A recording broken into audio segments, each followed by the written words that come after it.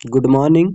यहाँ पर देखिए स्पीच मैकेनिज्म है। ये होता क्या है तो देखिए speech mechanism is a complex and intricate process that enables us to produce and comprehend speech. Speech mechanism एक प्रकार के कॉम्प्लेक्स और इंट्रिकेट प्रोसेस होता है जो कि स्पीच को कॉम्प्रिहेंड करने के लिए और स्पीच को प्रोड्यूस करने के लिए हम लोग को इनेबल बनाता है। ठीक है। The speech mechanism involves a coordinate effort of speech sub systems working together seamlessly. Speech mechanism जो है एक coordinate effort speech sub system के कोऑर्डिनेट एफर्ट को इन्वॉल्व करके रखता है और ये सब सिस्टम्स जो हैं ये एक साथ मिलकर मिलकर जो है साथ साथ काम करते हैं। Speech mechanism is done by 5 सब सिस्टम्स। स्पीच मैकेनिज्म को 5 सब सिस्टम्स के द्वारा समझा जा सकता है। इसको 5 सब सिस्टम्स के द्वारा कंप्लीट किया जा सकता है। फर्स्ट है रिस्पिरेटरी सिस्टम, सेकंड है फोनेटरी सिस्टम, थर्ड है रिजोनेटरी सिस्टम, फोर्थ है आर्टिकुलेटरी सिस्टम और फिफ्थ है रेगुलेटरी सिस्टम। रिस्पिरेटरी सिस्टम क्या होता है तो देखिए respiratory system deals with respiration. Respiratory system जो है वो रेस्पिरेशन से डील करता है। रेस्पिरेशन जो होता है the foundation of speech, speech का फाउंडेशन होता है ना।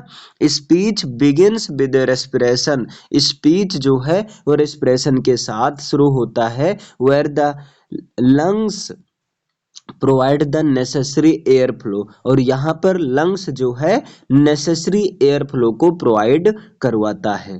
ठीक, यानी कि स्पीच रेस्पायरेशन से शुरू होता है और जहाँ पर लंग्स नेसेसरी एयर फ्लो को प्रोवाइड कराता है। The diaphragm and intercostal muscles play a crucial role in controlling the breath facilitating the production of speech sound. Diaphragm और इंटरकोस्टल मसल्स जो होते हैं ये ब्रीद के कंट्रोल करने में एक क्रूशियल रोल प्ले करते हैं और इससे स्पीच साउंड को प्रोड्यूस करने में जो है एक फैसिलिटेट होती है। ओके, नेक्स्ट यहाँ देखिए phonatory system. Phonatory system deals with phonation. Phonation means generating the sound source. Phonation refers to the production of sound by vocal cords in the larynx। Phonation जो है लैरिंग्स में वोकल कार्ड्स के द्वारा sound के production से deal करता है। As air flow from the lungs passes through the vocal cords, जैसा कि एयर जो है लंग्स से होकर लंग्स से एयर जो निकलती है वो वोकल कार्ड के थ्रू पास होती है। ठीक, दे वाइब्रेट और फिर ये वाइब्रेट करते हैं and creating the fundamental frequency of speech sound, और उसके बाद में fundamental frequency of speech sound को क्रिएट करते हैं। Phonation in simple terms refers to the production of sound through the vibration of vocal folds in the larynx. Phonation जो है एक सिंपल टर्म में देखा जाए तो ये प्रोडक्शन ऑफ साउंड से रिफर करता है और ये प्रोडक्शन ऑफ साउंड जो है लैरिंग्स में वोकल फोल्ड्स की वाइब्रेशन के द्वारा वाइब्रेशन के थ्रू होता है। ठीक है, आगे when air from the lungs passes through the vocal folds, जब लंग्स से एयर जो है वोकल फोल्ड के थ्रू पास होती है दे रैपिडली ओपन एंड क्लोज, तब ये रैपिडली वोकल फोल्ड्स ओपन और क्लोज होते हैं। जनरेटिंग वाइब्रेशंस, यहाँ पर वाइब्रेशंस जनरेट होता है। डेट प्रोड्यूस साउंड वेव्स, और इसे साउंड वेव्स का प्रोडक्शन होता है। Then these sound waves then resonate in the vocal tract। अब ये साउंड वेव्स वोकल ट्रैक्ट में रिजोनेट होते हैं। ठीक, shaping into distinct speech sounds, और इसके बाद ये डिस्टिंक्ट स्पीच साउंड में शेप इनका होता है। ठीक है, फिर resonatory system deals with resonance. Resonance means amplifying the sounds को एम्पलीफाई करना। Okay, the sound produced in the larynx travels through the pharynx। Sound जो कि लैरिंग्स में जिनका प्रोड्यूस होता है, साउंड जिनका प्रोड्यूस जो कि लैरिंग्स में प्रोड्यूस होते हैं, ये फैरिंग्स के थ्रू ट्रैवल करते हैं, है ना, फेरिंग्स के थ्रू, ओरल कैविटी और नेजल कैविटी के थ्रू ट्रैवल्स करते हैं। वेयर रिजोनेंस अकर्स, जहाँ पर रिजोनेंस होता है, जहाँ पर इन साउंड्स का जो है एम्पलीफाई होता है। These amplification process adds richness and depth to the speech sound, और इन एम्पलीफिकेशन प्रोसेस से साउंड को एक रिचनेस और साउंड की को डेप्थ जो है प्राप्त होता है। ठीक है, आगे देखिए articulatory system. Articulatory system deals with articulation. Articulation means shaping the speech sounds, speech sound को शेप प्रोवाइड करना।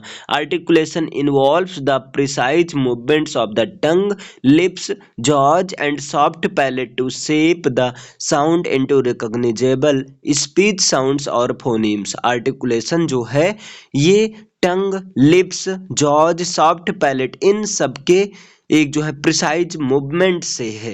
ठीक है, to shape the sound into recognisable speech sounds और फोनीम्स, और ये सब मिलकर जो है स्पीच साउंड को एक रिकॉग्निजेबल, है ना, रिकॉग्नाइजेबल स्पीच साउंड में बदलता है। Okay, when we speak our brain send the signals to the muscles.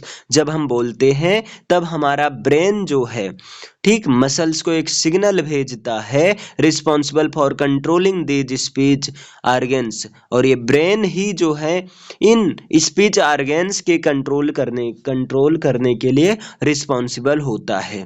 ठीक है, guiding them to produce articulatory configuration that result in distinct sounds. For example, to form the sound of the letter T, है ना, sound T, है ना, letter T के sound को generate करने के लिए tongue makes contact with the alveolar ridge, tongue को जो है एल्वियोलर रिज के साथ कांटेक्ट बनाना पड़ता है। The articulation process is highly complex and allows us to produces a vast array of speech sounds enabling effective communication. ये जो आर्टिकुलेशन प्रोसेस होता है एक हाईली कॉम्प्लेक्स प्रोसेस होता है जो कि एक vast array of speech sound को प्रोड्यूस करने के लिए अलाउ करता है, और ये जो कम्युनिकेशन को इफेक्टिव बनाता है कम्युनिकेशन को।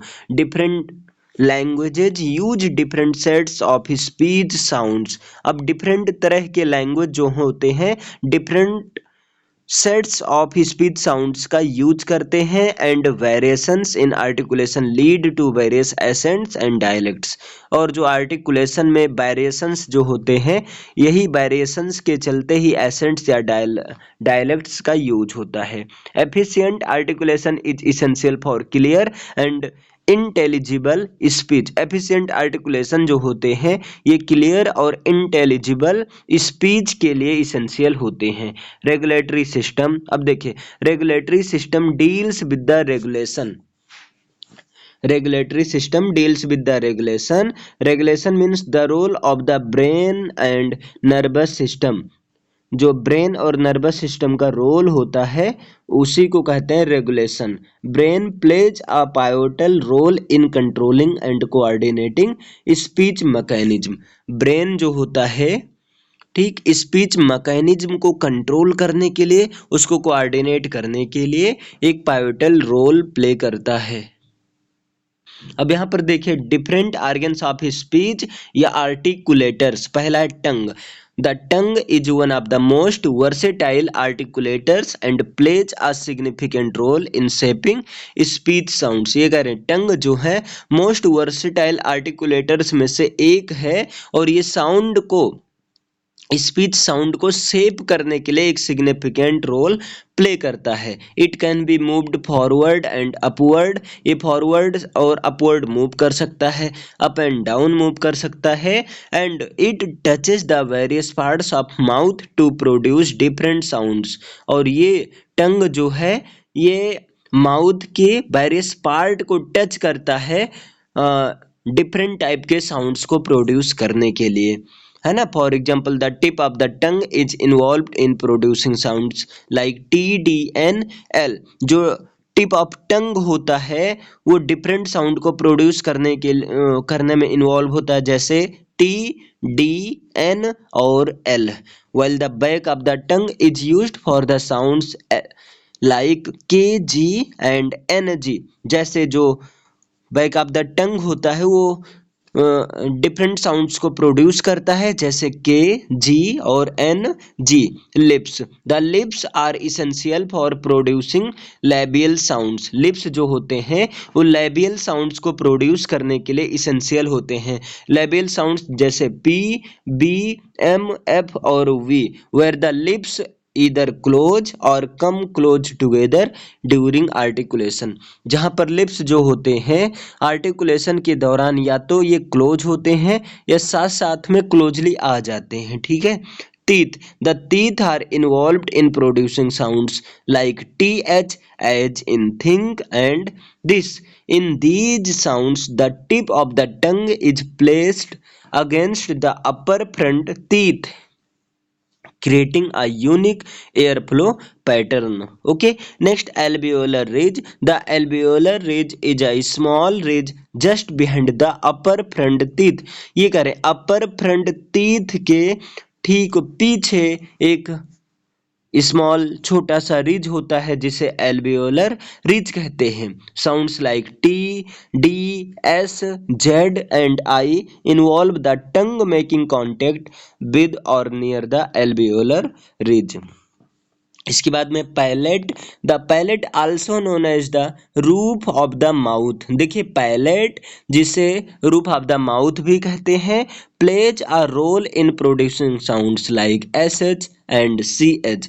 ये साउंड्स जैसे एस एच और सी एच को प्रोड्यूस करने में एक इम्पॉर्टेंट रोल प्ले करता है। These sounds known as post alveolar और प्लेटो एल्वियोलर साउंड्स। ऐसे साउंड्स जिनको पैलेट की हेल्प से प्रोड्यूस किया जाता है, ऐसे साउंड्स को पोस्ट एल्वियोलर या प्लेटो एल्वियोलर साउंड्स कहते हैं।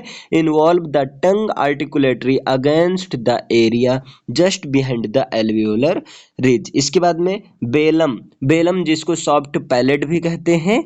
Velum is the soft part at the back of the mouth. Mouth के बैक में सॉफ्ट पार्ट जो होता है उसी को बेलम कहते हैं। It is raised to close off the nasal cavity during the production of non nasal sounds. ये जो नॉन नेजल साउंड्स के प्रोडक्शन में नेजल कैविटी, ये जो है सीधा सीधा ऐसे वेलम या soft palate non nasal sounds के प्रोडक्शन में हेल्प करता है। जैसे पी, बी, टी और D are lowered to allow air flow through the nose for nasal sounds like M, N and N, G. Glottis. The glottis is the space between vocal cords in the लैरिंग्स।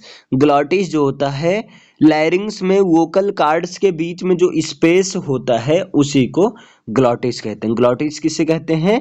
लैरिंग्स में जो vocal cords के बीच space होता है उसको glottis कहा जाता है। Glottis plays a role in producing sounds like H where the vocal cords remain open allowing the air flow to pass through without obstructions. अब यहाँ पर देखिए, by combining the movements and positions of these articulators like tongue, lips, teeth, alveolar ridge, palate, soft palate, glottis etc। अब ये कह रहे हैं कुछ इन आर्टिकुलेटर्स जैसे tongue, lips, teeth, alveolar ridge, palate, soft palate, glottis, इन सब के मूवमेंट्स और पोजीशंस को कंबाइन करने से ही we can produce the vast range of speech sound. हम स्पीच साउंड्स के एक वास्ट रेंज को प्रोड्यूस कर सकते हैं, ठीक। Used in different language around the world, और इन सब को वर्ल्ड के डिफरेंट लैंग्वेज में यूज किया जाता है, डिफरेंट लैंग्वेज को बोलने के लिए यूज किया जाता है। Understanding the role of articulators is the fundamental the study of phonetics and speech production. ये कह रहे हैं इन आर्टिकुलेटर्स के रोल को समझना ही, ठीक, इन आर्टिकुलेटर्स के रोल की समझ ही जो है फोनेटिक्स की स्टडी और स्पीच प्रोडक्शन की स्टडी का एक फंडामेंटल होता है। ओके।